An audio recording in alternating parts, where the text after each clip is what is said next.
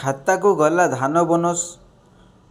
ବରଗଡ଼ରୁ input subsidy ବଣ୍ଟନ ଶୁଭାରମ୍ଭ। ଏଏମଏସପି 2300 ଉପରେ ଅଧିକ 800 ଟଙ୍କା।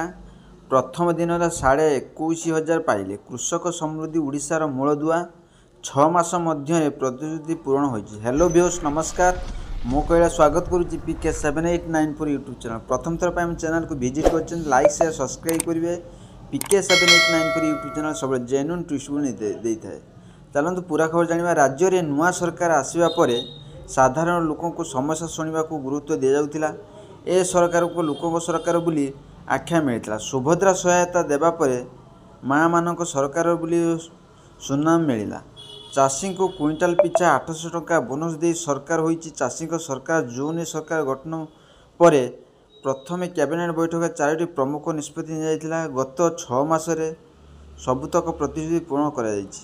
ବରଗଡ଼ ଜିଲ୍ଲା ସୋହେଲା ବ୍ଲକ ଇଚ୍ଛାପାଲିରେ ରବିବାର ରାଜ୍ୟସ୍ତରୀୟ ଇନପୁଟ୍ ସବସିଡି ସହାୟତା ରାଶି ପ୍ରଦାନ କରାଯିବା ପରେ ଶୁଭାରମ୍ଭ କରିଛନ୍ତି ମୁଖ୍ୟମନ୍ତ୍ରୀ ମୋହନ ଚରଣ ମାଝୀ। ଚାଷୀମାନେ ସମୃଦ୍ଧ ଓଡ଼ିଶାର ମୂଳଦୁଆ। ତେଣୁ ଚାଷୀ ସମୃଦ୍ଧ ହେଲେ ରାଜ୍ୟ ସମୃଦ୍ଧ ହେବ। ରାଜ୍ୟ ସମୃଦ୍ଧ ହେଲେ ଦେଶ ସମୃଦ୍ଧ ହେବ।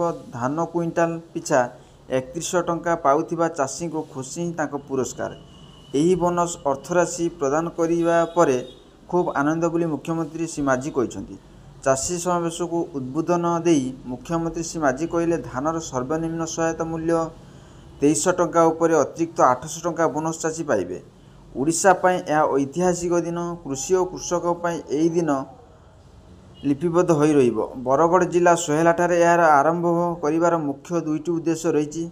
ପ୍ରଥମତଃ, ଏଠାରେ ଅନ୍ନଦାତା ଚାଷୀଙ୍କ 2016ରେ ପ୍ରତାରଣାର ପ୍ରତିଶ୍ରୁତି ଦିଆଯାଇଥିଲା। ଧାନ କୁଇଣ୍ଟାଲ ପିଛା 100 ଟଙ୍କା ଦେବେ ବୋଲି ପୂର୍ବ ସରକାର ମିଛ କହିଥିଲେ। ଆଶା କରିବି ଭିଡ଼ିଓଟି ଭଲ ଲାଗିଲେ ଲାଇକ୍ ସେୟାର ସବସ୍କ୍ରାଇବ୍ କରିବେ, ବେଲ୍ ଆଇକନ୍ ଦେବେ ଏବଂ ସେୟାର ମଧ୍ୟ କରିବେ।